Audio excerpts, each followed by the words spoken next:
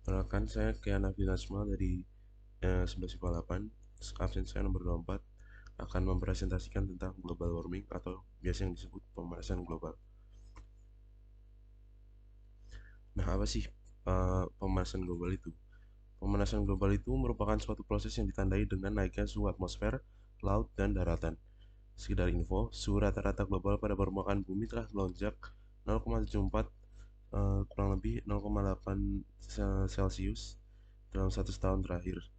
Apa sebenarnya yang menyebabkan bumi ini semakin panas? Mengapa bumi ini bisa mengalami kenaikan suhu? Nah, ini dia penyebabnya. Penyebab pemanasan global. Nah, yang pertama itu ada efek rumah kaca. Secara umum, efek rumah kaca diartikan sebagai proses naiknya suhu bumi yang disebabkan perubahan komposisi atmosfer, menyebabkan sinar matahari tetap berada di bumi dan tidak dapat dipantulkan secara sempurna keluar atmosfer. Pada dasarnya, efek rumah kaca merupakan fenomena alam yang wajar terjadi. Yang menjadi permasalahan adalah fenomena ini berjalan begitu cepat yang dapat mengakibatkan berbagai kerusakan di permukaan bumi. Fenomena ini dapat mengancam kehidupan manusia dan merusak ekosistem dan juga merusak keseimbangan lingkungan.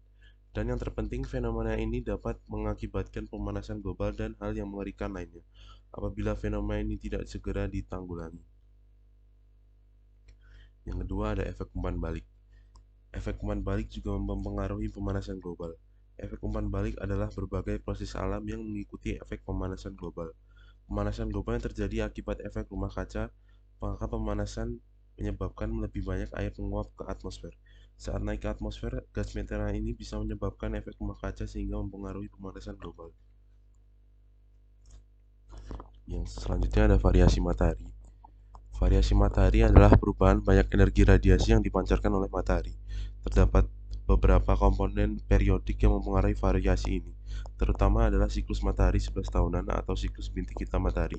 Selain fluktuasi lainnya yang tak periodik, aktivitas matahari diukur dengan menggunakan satelit selama beberapa dekade terakhir.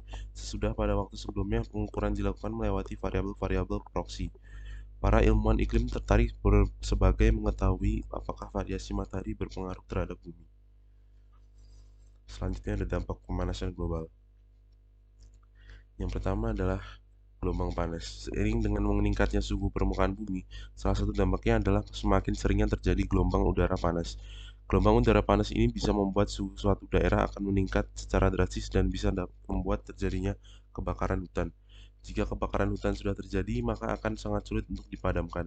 Salah satu penyebab dari pembakaran hutan yang terjadi pada Januari 2020 lalu adalah dikarenakan adanya gelombang panas yang melanda seluruh kontinen Australia. Yang kedua ada melelehnya es di kutub. Salah satu dampak negatif dari pemanasan global yaitu terlihat dengan jelas adalah dari melelehnya es yang berada di kutub. Lembaran permukaan es yang ada pada kutub terus menghilang sejak akhir dari zaman sekitar 11.700 tahun yang lalu. Pada penelitian tahun 2006 menunjukkan bahwa pemanasan global membuat permukaan es yang ada terus mengalami pengurangan secara drastis sehingga 10-15 kali dari sebelumnya. Pada kutub utara, pemanasan global telah membuat permukaan es meleleh 2 kali lebih cepat sejak 13 tahun yang lalu. Permukaan es tersebut telah menurun sebesar 3,15% per dekade sejak 40 tahun sebelumnya. Bahkan beberapa peneliti berpendapat bahwa manusia bisa melihat kutub utara tanpa es sama sekali dalam jangka waktu 20-30 tahun ke depan. Sedangkan pada kutub utara, salah satu dampak negatif dari pemanasan global yaitu adalah dengan membuat permukaan es terus mencair dan menyebabkan patahan es yang besar pada Juli tahun 2017 yang lalu. Hingga saat ini, peneliti juga memprediksi bahwa akan terjadi patahan es terbesar dalam jangka waktu dekat jika suhu permukaan bumi akan terus meningkat. Yang ketiga ada rusaknya ekosistem laut. Ketika suhu air laut yang terus meningkat, maka hal itu akan berdampak buruk bagi ekosistem laut. Seluruh ekosistem laut mempunyai batasan suhu ideal untuk dapat hidup dan akan menjadi rusak apabila air laut mengalami kenaikan suhu. Terumbu karang juga akan terus menghilang karena tidak akan tahan dengan air laut yang semakin memanas. Kondisi ini akan semakin diperparah ketika karbon dioksida bereaksi dengan air laut dan merubah kadar pH dari air laut menjadi asam. Proses meningkatnya kadar asam yang akan mempengaruhi berpengaruh terhadap ekosistem yang ada pada laut. Selanjutnya ada cara mencegah pemanasan global. Yang pertama, gunakan transportasi umum dan sepeda. Cara mengatasi pemanasan global yang paling pertama adalah batasi penggunaan mobil dan sepeda motor hanya untuk menempuh jarak jauh. Untuk jarak untuk jarak jauh. Untuk jarak dekat, kamu bisa memulai kebiasaan berjalan kaki menggunakan sepeda. Hal ini akan membatasi peningkatan karbon dioksida dan karbon monoksida di atmosfer. Sementara untuk pergi ke jarak yang lebih jauh, jika memungkinkan, gunakan angkutan umum massal, seperti busway dan kereta api. Naik kendaraan pribadi bersama-sama secara bergantian bersama dengan teman atau saudara yang kebetulan searah atau setujuan dapat menjadi pilihan lain. Selanjutnya, mematikan perangkat elektronik saat tidak terpakai. Cara mengatasi pemanasan global yang kedua adalah dengan matikan lampu, kipas, AC, komputer, TV, dan semua alat elektronik yang saat tidak digunakan. Menggunakan lampu LED adalah cara cerdas untuk meningkatkan efisiensi energi. Apalagi harga lampu LED sekarang sudah terjangkau. Pilihlah yang memiliki sensor cahaya sehingga bisa mati secara otomatis.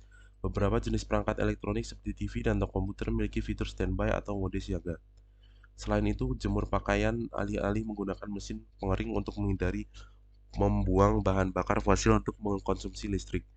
Gunakan insulasi di atap untuk mencegah pembuangan panas pada saat musim dingin. Kamu juga bisa memilih untuk mengadopsi sumber energi terbarukan untuk kebutuhan, misalnya pemanas air tenaga matahari. Yang selanjutnya ada hemat air. Cara mengatasi pemanasan global yang ketiga adalah dengan hemat pemakaian air. Jangan mencuci piring dengan air yang mengalir terus-menerus. Jangan menggosok gigi juga dengan keran air yang mengalir, karena air akan banyak terbuang dalam 1 menit, terbuang sekitar 10 liter. Mandi menggunakan gayung akan terukur dan seperlunya, daripada pakai keran shower dengan air mengalir atau berendam pada bathtub. Demikian pula untuk mencuci mobil.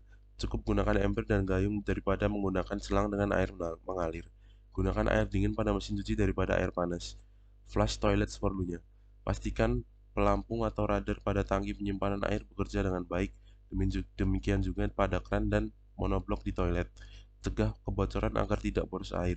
Cuci pakaian dengan air dingin, bukannya air panas.